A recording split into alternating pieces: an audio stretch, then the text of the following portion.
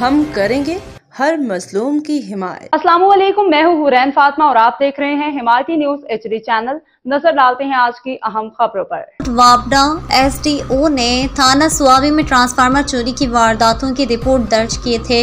District police officer Swabi Mohammad Azhar Khan ने इन वारदातों का सख्त नोटिस लेते हुए SP इन्वेस्टी स्वाबी इफ्तिखार अली की सरबराही में पुलिस टीम तश्कील दी, जिस पर DSP सिटी स्वाबी एजाज खान आबाजी की ज़ेर निगरानी SHO थाना स्वाबी आकिब खान और इनकी टीम ASIs सुहेल खान, मुस्तफ़ा खान और रोहित शाह ने मुसलसल मेहनत और जदीद तरीका तफ्तीश के जरिए ट्रांसफार्मर चोर गैंग को बेनकाब करते हुए 2 खतरनाक मुलजिमान को गिरफ्तार कर लिया।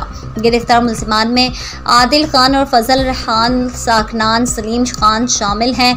गिरफ्तार शुदा मुलजिमान से 3 अदद ट्रांसफार्मर के मुताबिक क्वाइल्स की फ़रोख्त से हासिल शुदा 50,000 नकदी और ट्रांसफार्मर खोलने के औजार बरामद किए गए। खबर रही है हर जगह हर वक्त।